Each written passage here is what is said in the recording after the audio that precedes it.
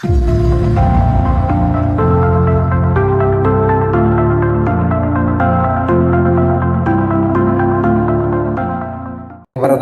kemarin adalah dinamakan suratul Fatihah. Yang kedua dinamakan Ummul Quran. Dan yang ketiga dinamakan Sab'ul Masani. Dengan nama-nama tersebut tentunya sesuai dengan alasannya masing-masing. Kemudian berikut sekarang kita memahami makna dari suratul Fatihah. Mulai dari ayat pertama Bismillahirrahmanirrahim sampai ayat yang ketujuh Siratal ladzina an'amta 'alaihim ghairil maghdubi 'alaihim waladdallin. Kemarin sedikit sudah saya singgung bahwa kandungan suratul Fatihah itu ada 3 hal. Yang pertama adalah terkait dengan akidah. Dan yang kedua adalah terkait dengan ibadah syariah. Dan yang ketiga adalah terkait dengan al-ihsan atau terkait dengan tasawuf. Para jamaah yang saya hormati, kita mulai dari ayat pertama Bismillahirrahmanirrahim. Ini terjemahannya adalah dengan menyebut asma Allah atau dengan menyebut nama Allah yang maha pengasih lagi maha penyayang. Itu kalau kita maknai dengan bahasa Indonesia. Lebih lengkap kalau kita maknai dengan bahasa Jawa. Itu lebih lengkap. Lengkapnya demikian kalau makna Jawa itu Bismillahi dengan menyebut asma Allah, Ar-Rahmani ingkang welas asih ing dalem donya dateng tiyang mukmin lan tiyang kafir. Niku makna Jawa niku. Ar-Rahimi ingkang welas asih ing dalem besok wonten ing akhirat datang tiang mukmin. Jadi lafadz Rahman kali Ar-Rahim niku Ar-Rahman ablagu minar Rahim. Lafadz Rahman sifatnya lebih umum dibanding dengan lafadz Ar-Rahim. Karena Ar-Rahman itu kasih sayang Allah terhadap seluruh makhluknya. Bukan hanya manusia yang ada yang mukmin, ada yang kafir saja, tapi juga makhluk-makhluk yang lainnya. Tapi kalau sudah berbicara Ar-Rahim itu sudah terbatas. Besok kasih sayang Allah di akhirat itu hanya diberikan kepada orang-orang yang beriman saja. Yang tidak beriman oleh Allah tentunya akan diberi hukuman yang setimpal. Itu. Para jamaah yang saya hormati, itu dari sisi makna. Mangke wonten sedikit ingkang perlu kita perluas, baik dari sisi qiraahnya, tapi tidak selalu mangke kula melihat dari sisi qiraah. Karena memang tafsir ini itu di dalam menafsirkan ayat itu dari berbagai macam segi. Yang pertama itu dari segi tahlilul lafaz, makna mufradat. Yang kedua itu dari sisi al-maknal ijmal, makna global ayat. Yang ketiga dari sisi sababun nuzul, sebab-sebab ayat ini diturunkan. Yang keempat itu dari wajhul irtibat, keterkaitan dengan ayat sebelumnya. Yang kelima itu al-bahsu an wujuhil i'rab, al-bahsu an wujuhil qiraatil mutawatirah. Nggih menika dari sisi perbedaan bacaan. Kula panjenengan kan sering mendengarkan ana wadduha dibaca wadduhi barang ngoten niku kan tahu krungu nggih paling wonten. Adan. Napa? Kata surat Al-Kafirun niku ada yang membaca lakum dinukum waliyadin, ada yang membaca lakum dinukum walidin. Ada. Lah dari sisi niku mangke. Yang keenam itu adalah al-basu an ujul irabil al-ijaz. Artinya sekilas membicarakan tentang i'rabnya, artinya kedudukan lafaz-lafaz tersebut di dalam kalimat. Yang ketujuh lataifut tafsir. Nggih menika terkait dengan asrar, penafsiran para mufassir. Yang kedelapan al-ahkamu syar'iyyah wa dillatul fuqaha. Hukum yang terkandung dalam ayat itu menurut tinjauan ilmu fikih. Kemudian yang kesembilan adalah matursidu ilaihil ayatil karimah bil iktisar. Petunjuk. Yang kesepuluh adalah khotimatul bahsi wa tasmilu hukmut tasyri'. Nggih menika kandungan hukum syaraknya. Niku kula balik sedikit. Para jamaah yang saya hormati, bismillah itu kalau kita hitung hurufnya terdiri dari 19 huruf. Itu hurufnya suratul Fatihah. Dan ini ada rahasianya. Artinya jumlah huruf dalam masing-masing surat yang ada dalam Al-Quran 114 surat itu pasti habis dibagi 19. Ini kuncinya kata. Mengapa kok 19? Sudah? Alhamdulillahirabbil alamin. Segala puji bagi Allah Tuhan seru sekalian alam. Jadi terkait dengan Rabbul Alamin yang memelihara alam ini adalah Allah Subhanahu wa Ta'ala. Cuma manusia ini ditugasi oleh Allah untuk memeliharanya juga. Jadi istilahnya itu ya melaksanakan tugas Allah sebagai khalifah di bumi, karena manusia ini diciptakan oleh Allah Subhanahu wa Ta'ala. Tugas pokoknya itu adalah pertama untuk beribadah. Wa ma khalaqtul jinna wal insa illa liya'budun. Baik ibadah secara mahdhah maupun secara ghairu mahdhah. Tugas yang kedua adalah kata Allah Subhanahu wa Ta'ala dalam Al-Quran, wa idh qala rabbuka lil malaikati inni ja'ilum fil ardi khalifah. Yang dimaksud oleh Allah dalam ayat tersebut, waktu Allah akan menciptakan manusia atau apa yang akan diciptakan, yang disampaikan kepada malaikat, wa idh qala rabbuka lil malaikati inni ja'ilum fil ardi khalifah. Wahai malaikat, saya akan menciptakan khalifah di muka bumi. Gini ku menungso niki sing dimaksud khalifah.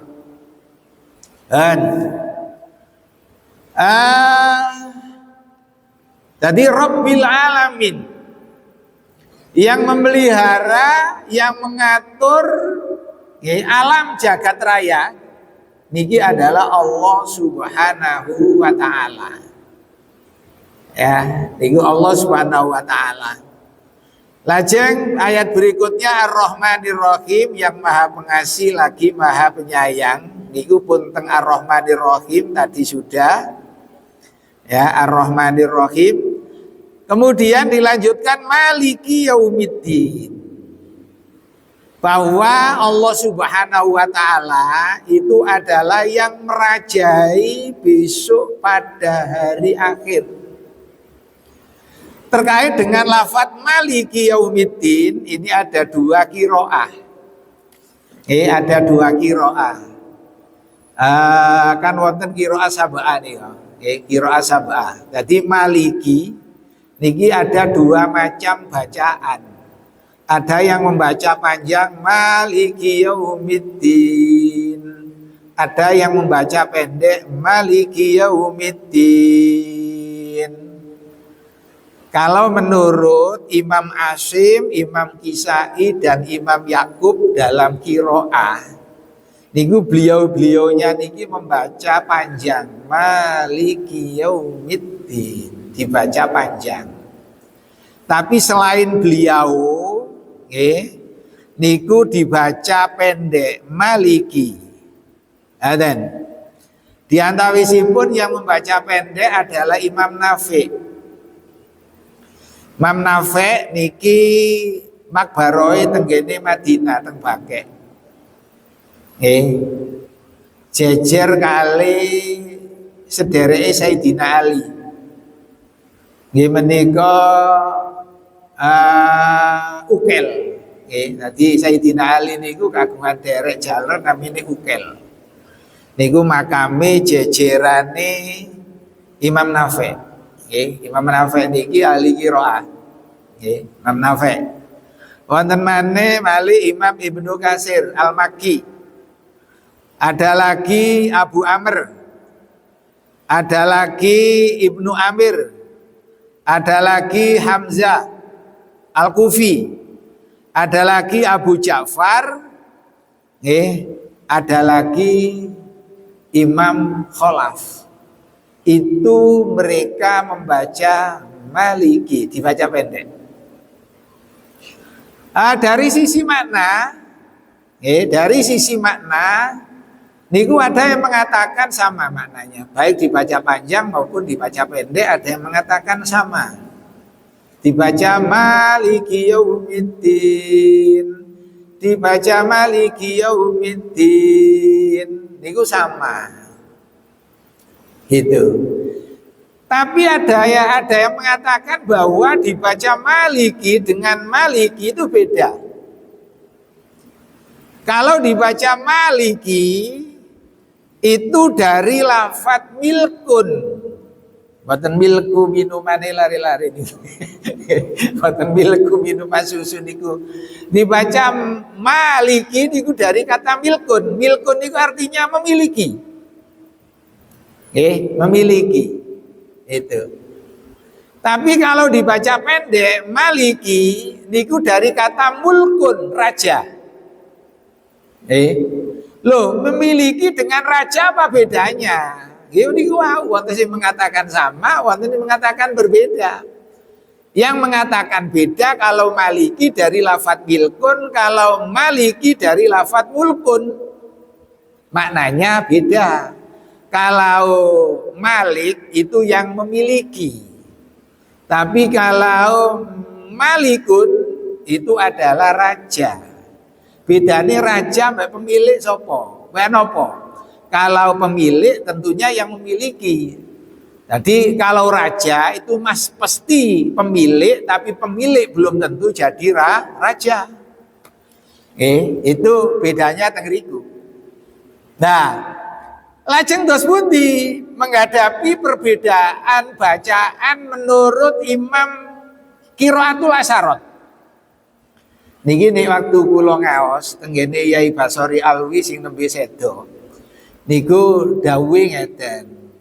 Ya cik padha kanggone ya wacan nek rakaat pertama wacan panjang Maliki Yaumiddin, nek rakaat kedua wacan pendek Maliki.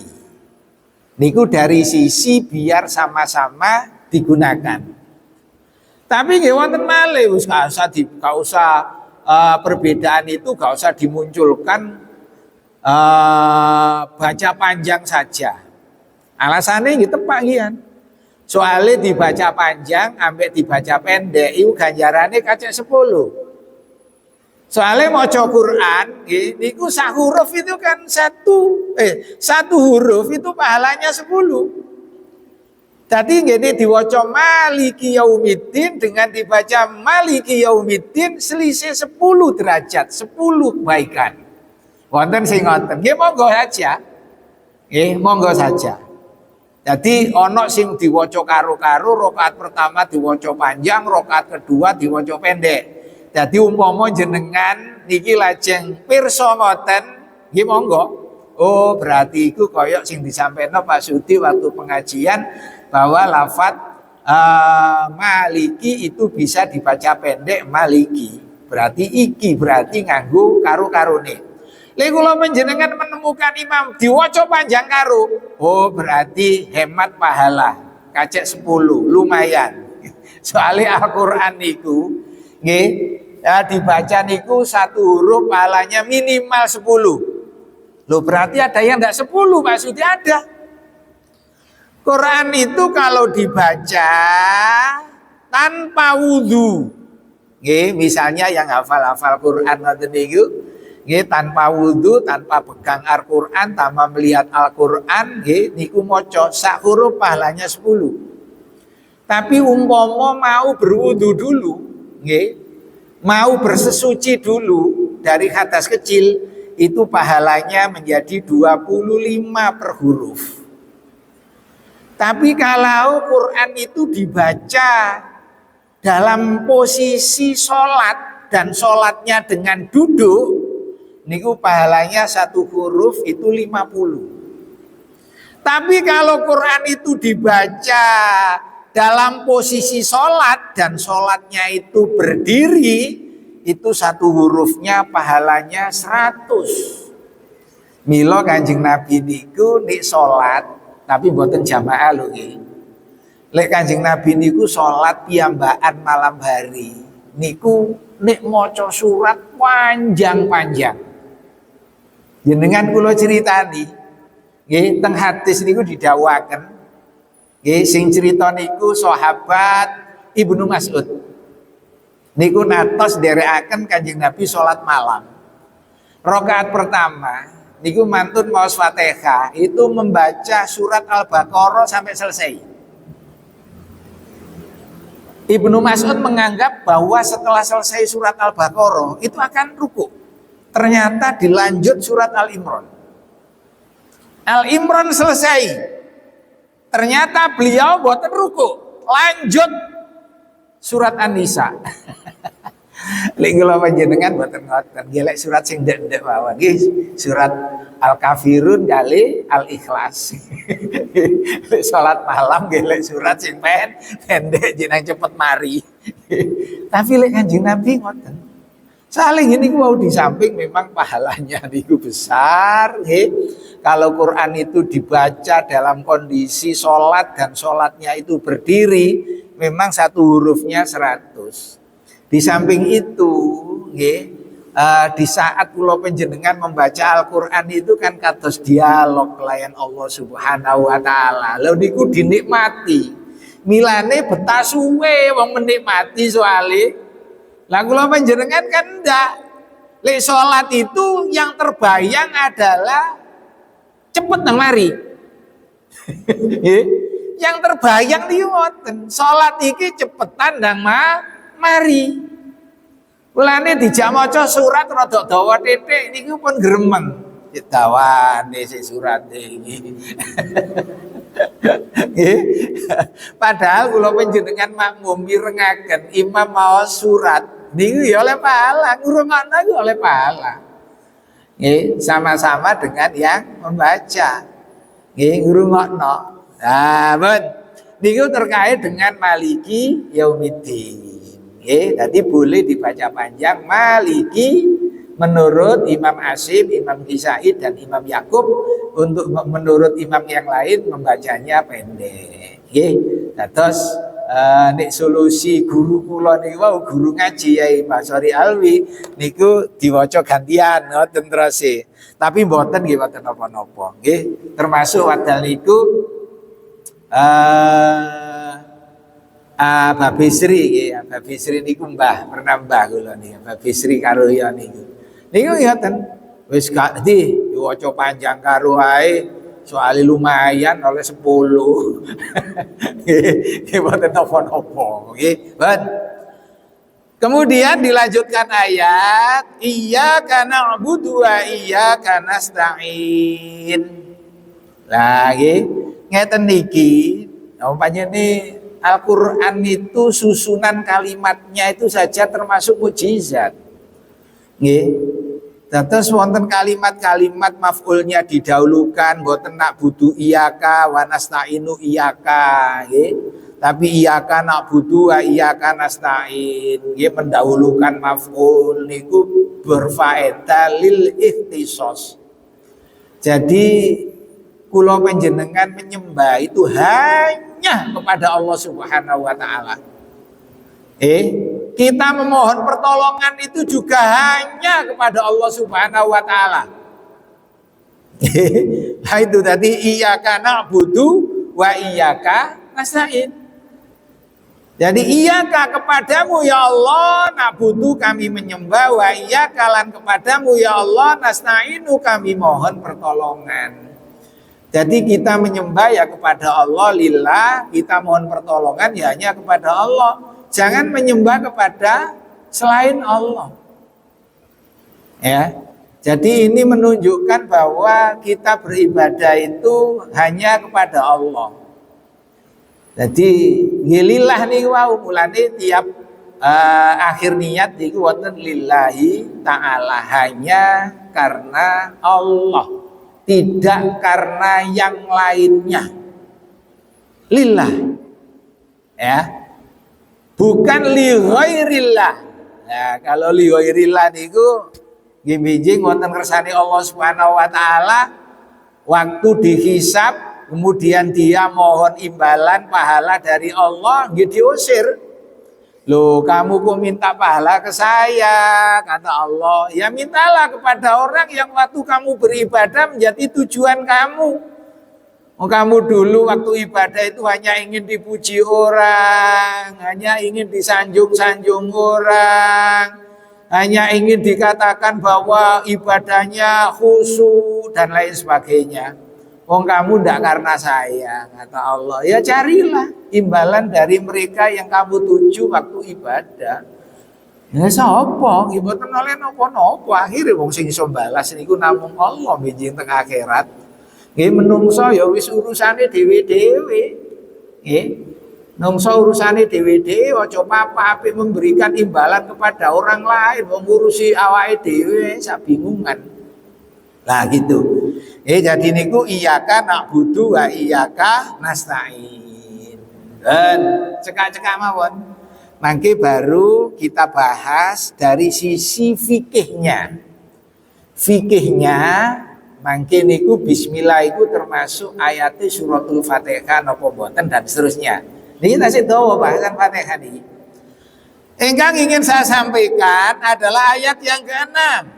Ihdinas siratal mustaqim. Tunjukkanlah kami ya Allah ke jalan yang lurus. Tunjukkanlah, ihdina mohon hidayah, mohon petunjuk. Ya. Loh ini petunjuk yang mana? Yang kita minta ini petunjuk yang mana? Wong kula panjenengan pun diparingi petunjuk dening Allah Subhanahu wa taala. Lah petunjuk yang mana lagi yang kita minta dengan mengatakan ihdinas siratal mustaqim? Para bapak ibu hadirin wal hadirat rahimakumullah.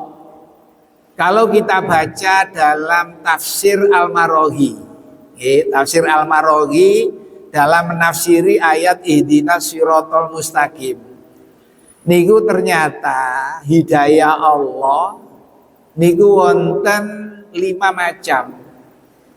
Hidayah Allah itu ada 5 macam. Dan yang 4 itu diberikan oleh Allah secara cuma-cuma. Cuman yang 1/5 ini yang harus kita minta, yaitu dengan membaca ihdinas siratal mustaqim. Yang 4 itu sudah diberikan oleh Allah cuma-cuma. Nggih. Ndak pakai susah payah, ndak pakai usaha, ndak.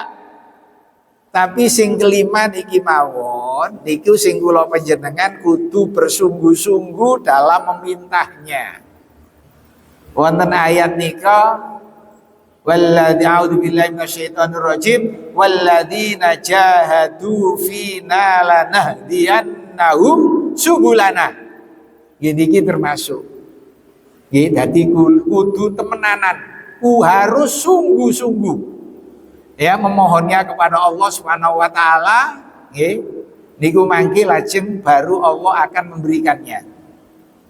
Para jamaah yang saya hormati, 5 macam hidayah kalau wau.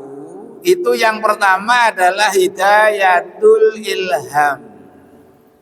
Hidayah yang berupa ilham dari Allah Subhanahu wa taala. Ilham. Ini misal Allah berikan kepada anak yang baru lahir. Anak yang baru lahir itu diberi ilham oleh Allah Subhanahu wa taala. Jadi misalnya dia membutuhkan sesuatu, itu cukup dengan menangis saja.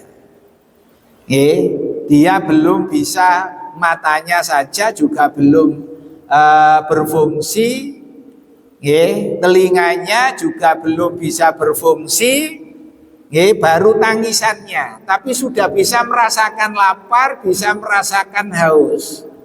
Jadi kalau lapar dia menangis, kalau haus dia menangis, ya. Misalnya kalau kedinginan dia menangis, kalau dia pengap menangis, pokoknya menangislah. Apa saja menangis. Lah, dari situ kemudian ibunya memperhatikan, mengapa bayi ini kok nangis? Oh, haus, kasih minum. Mengapa bayi ini kok nangis? Oh, lapar, kasih makan. Oh, mengapa bayi ini kok menangis? Oh, iya kedinginan, karena musim dingin. Akhirnya dicarikan selimut oleh ibunya. Bayi nangis lagi, mengapa bayi ini kok nangis? Oh iya, karena pipis, disalini oleh ibunya dan seterusnya, menangis. Dan itu bukan hanya untuk manusia saja, termasuk untuk makhluk yang lain, hewan dan lain sebagainya. Niku namanya hidayatul ilham. Istilah lainnya ilhamul fitri, nggih menika naluri. Lho niku pun diparingaken dening Allah Subhanahu wa taala. Nggih, kula menyampaikan apa ingkang diaturaken dening Syekh Al-Marohi dalam kitabnya, dalam kitab tafsirnya Al-Marohi ingkang wonten 10 jilid niku. Yang kedua, hidayatul hawas. Nggih menika hidayah yang berupa panca indera. Hawasul humus, panca indera. Itu juga oleh Allah diberikan cuma-cuma. Kula panjenengan lahir pun duwe mripat, pun duwe irung, pun duwe telinga, nggih, pun wonten alat perasanya dan seterusnya, lengkap. Jadi mata fungsinya untuk melihat, untuk membedakan warna kuning, putih, hijau, merah dan lain sebagainya. Telinga juga menghitung untuk membedakan suara-suara, merdu dan lain sebagainya. Hidung mengatakan untuk membedakan bau harum dan bau busuk. Mulut dikatakan untuk membedakan rasa manis, pahit dan lain sebagainya. Kulit dikatakan untuk merasakan apa dingin, apa panas dan lain sebagainya. Niku indra. Dua-duanya ini tidak hanya manusia yang diberikan, tapi juga hewan sama diberikan. Tapi para bapak ibu yang saya hormati, ternyata kemampuan indera manusia dengan inderanya binatang itu masih jauh lebih bagus indranya binatang. Loh kok saged? Saged. Coba kita teliti. Kemampuan daya cium hidung manusia dengan daya cium anjing lebih tajam mana? Anjing pelacak niku. Nggih. Menungso mboten nambu, wong narkoba niku dikemas dengan berlapis-lapis. Nggih, bahkan dimasukkan ke dalam dubur. Tapi anjing bisa melacak ternyata. Nggih, lho. Lah ngoten. Masih jauh lebih bagus anjing. Termasuk unta niku daya ciumnya bagus niku. Air tawar jaraknya masih 2 kilometer itu dia sudah cium baunya. Oh, di sana ada air tawar. Padahal niku lho menjenengan wis ning ngarepe irung iki lho, gak ana ambune. Tuh, kambu apa-apa? Nek diminum rasa seger. Nggih, tapi nek dambu gak ana ambune. Lho, gak ana ambune. Nah, dah. Ben gak dawa-dawa. Mata. Nggih, mata. Coba saniki lebih tajam mana mata manusia dengan mata kucing? Iya masih jauh lebih tajam mata kucing. Nggih. Nggih lah, hebatnya manusia mana aku kalah matanya. Menungso manusia itu misalnya di dalam kamar berduaan sama istrinya, suami istri, terus tolong lampu dimatikan. Niku wis gak iso ndelok grayang-grayang. Gak digerayangi, gak ketemu. Gak digerayangi, gak ketemu, wong gak ketok. Coba saniki bandingane. Tikus bulunya hitam. Di atas plafon rumah gelap gulita. Loh, kucing bisa menangkap. Nggih, kucing bisa menangkap tikus yang bulunya hitam di atap rumah, di atas plafon rumah yang gelap gulita, niku kucing saged. Nah, kalah. Nggih, kalah. Saniki apa maneh? Kuping. Nah, kuping nggih kalah. Kupinge menungso kali kupinge kelelawar kalah. Nah, jadi terus lebihnya manusia di mana? Dari sinilah kemudian Allah Subhanahu wa taala memberikan hidayah yang ketiga agar supaya manusia hebat tidak terkalahkan dengan makhluk yang lainnya. Dikasih akal oleh Allah Subhanahu wa taala. Dengan akalnya manusia ini didukung dengan kreativitasnya, akhirnya kalah kabeh. Tikus, kucing kalah.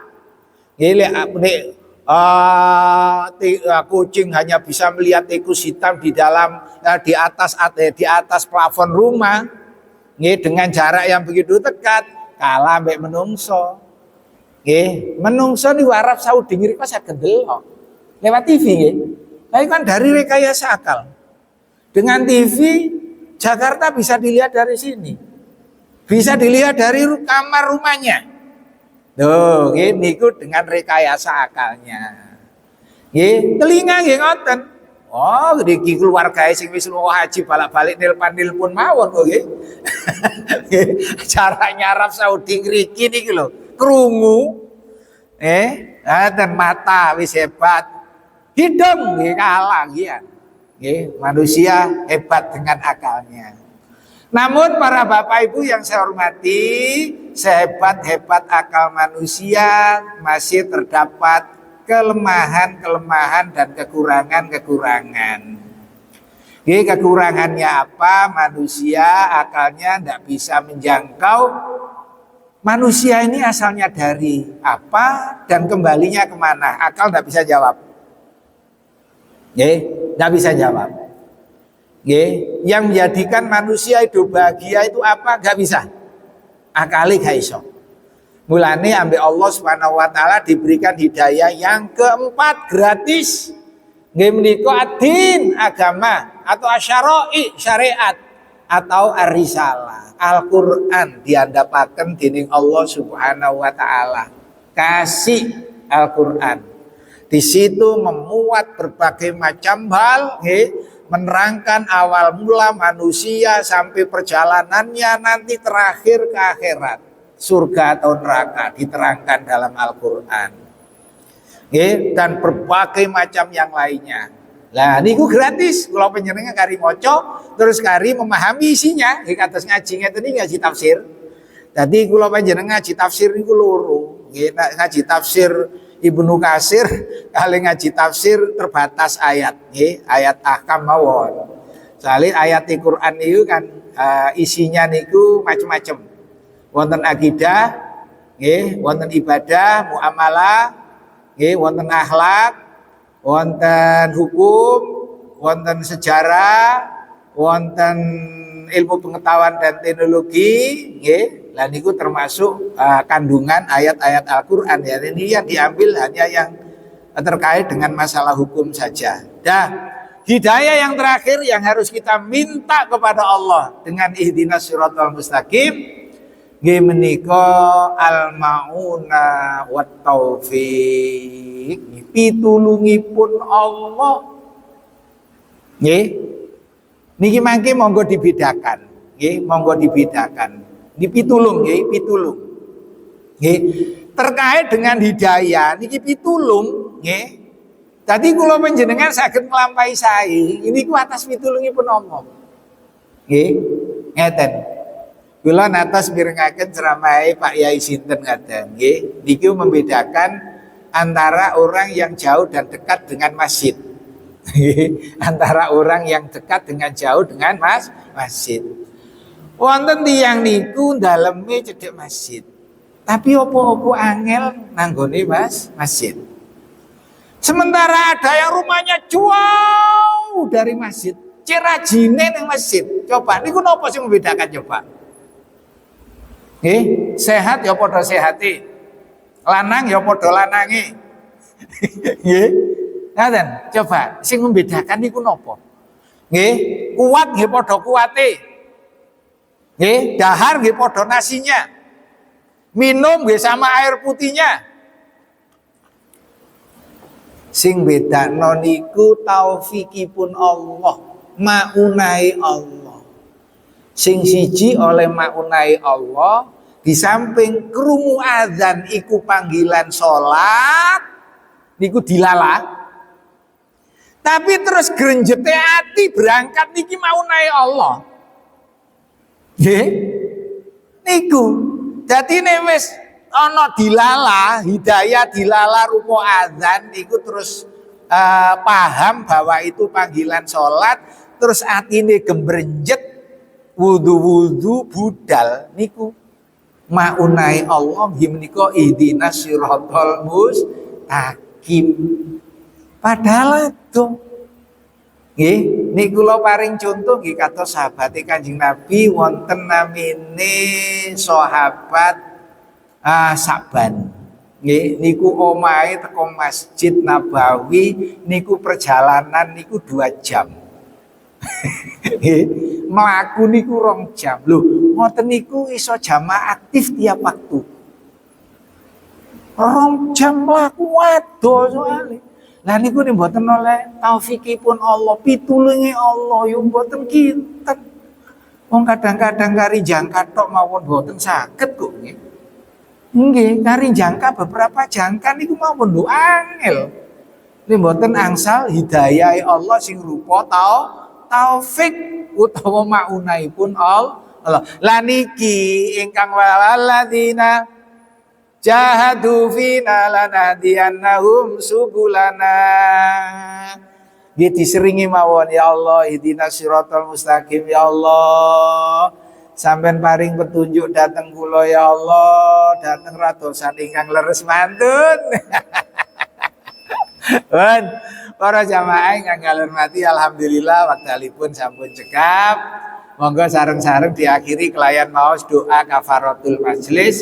Bismillahirrahmanirrahim. Subhanakallahumma bihamdika asyhadu an la ilaha illa anta astaghfiruka wa atubu ilaik. Subhana rabbika rabbil izzati amma yasifun wa salamun alal mursalin walhamdulillahi rabbil alamin. Assalamualaikum warahmatullahi wabarakatuh.